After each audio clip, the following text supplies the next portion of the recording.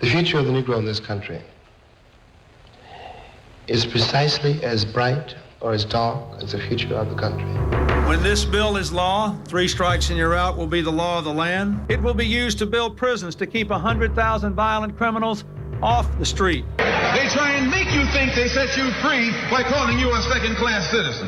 No, you're nothing but a 20th century slave. Her tax-free cash income alone has been running $150,000 a year. They beat the humanity out of my people. They turned us into beasts of burdens. They made us do their work, and the irony is hundreds of years later, they called us lazy. If you can only be tall because somebody's on their knees, then you have a serious problem. And my feeling is white people have a very, very serious problem.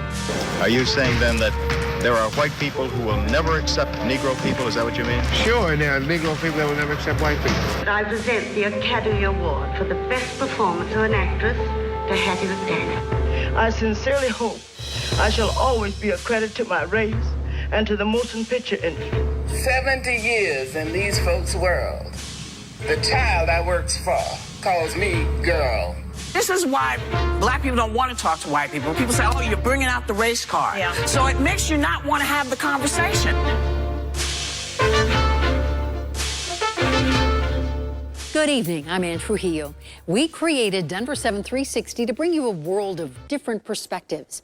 Tonight, we're going to ask some of you to tilt yours. To our white viewers, when you hear a story about a person of color afraid to call the police, try to see it from their eyes.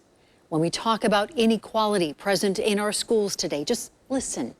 After all, we're not solving race relations tonight, we're just talking about them. Micah Smith starts the conversation.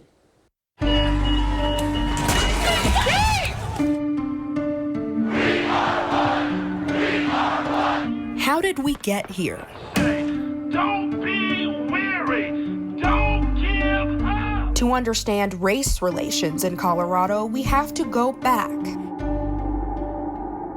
more than 150 years when Colorado was still a territory. In 1864, during the Civil War, Colonel John Chivington led a group of volunteers, mostly Union soldiers, to Sand Creek, Colorado.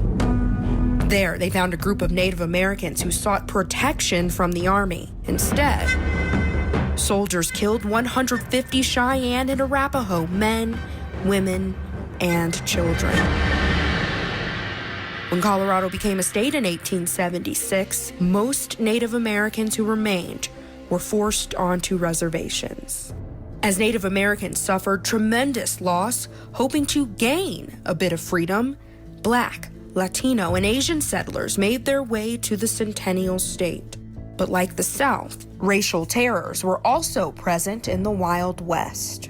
In 1880, on Halloween, the first race riot in Denver's history took place after an argument between a Chinese man and white man at a saloon in what was known then as Chinatown. Many Asian Americans were hurt and one died. Vigilante justice ramped up as Colorado moved into the 1900s, with lynchings a common atrocity amid the rise of the Ku Klux Klan. In 1923, Denver magistrate Benjamin Stapleton's KKK membership helped catapult him to mayor of Denver. He later denounced the Klan. In 1936, a new racial divide formed as Governor Edwin Johnson called in the National Guard to prevent Mexican migrant workers from even entering Colorado. In the 1950s and 60s, African-American civil rights protests broke out, state equality laws passed, but the social climate was slow to catch up. The events you are seeing depict the West High blowout, March 21 in 1969. 1969, West High School. Latino and other students of color walked out over their treatment by school staff. It would take until 1983, 14 years after that protest, for Denver to elect its first Latino mayor, Federico Peña. Black Coloradans would wait until 1991 for the election of Denver's first black mayor, Wellington Webb.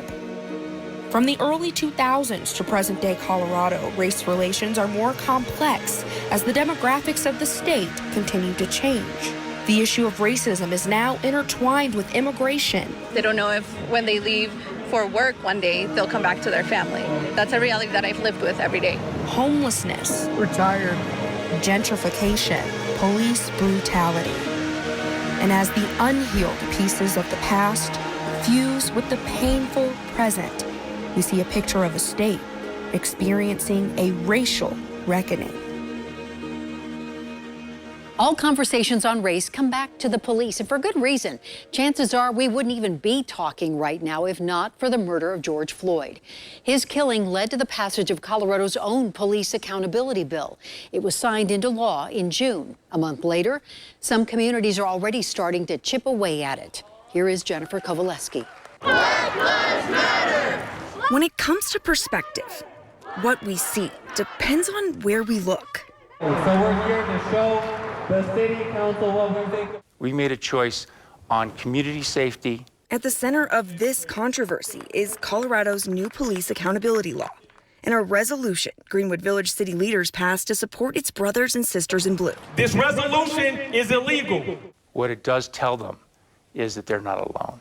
The new law makes it easier to sue police and says officers who act in bad faith could owe up to $25,000 of their own money in civil settlements.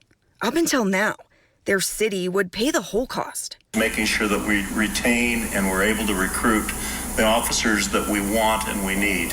To do that, Greenwood Village city leaders passed a resolution saying it would defend and protect police officers in any suit brought under the new law. It will also pay for or reimburse all court fees, attorney fees, judgments, fines, and amounts paid in settlement. A decision met with plenty of backlash. Here, and we want our cops to be held accountable. In this 360, you'll hear from 5 people with opposing perspectives. City leaders say they were getting ready to lose 10% of its police force. People had quit, senior person, and the 6 people were getting ready to quit. Mayor Pro Tem Dave Kerber introduced the resolution. He says it was about showing officers they had their back, not shielding them from all accountability. I can understand how people would say, oh, you're telling people that they can violate the law. No, we're not. We're just not. It's just not true. Kerber says the city will still discipline and even fire officers for bad behavior, and nothing in the resolution prevents them from facing criminal charges. People talk about the police officers having skin in the game. This puts council with skin in the game. What the resolution does say is the city will protect its officers from having to personally pay that up to $25,000 in settlement money if their employer finds they acted in bad faith. And that's where Representative Leslie Herod takes issue.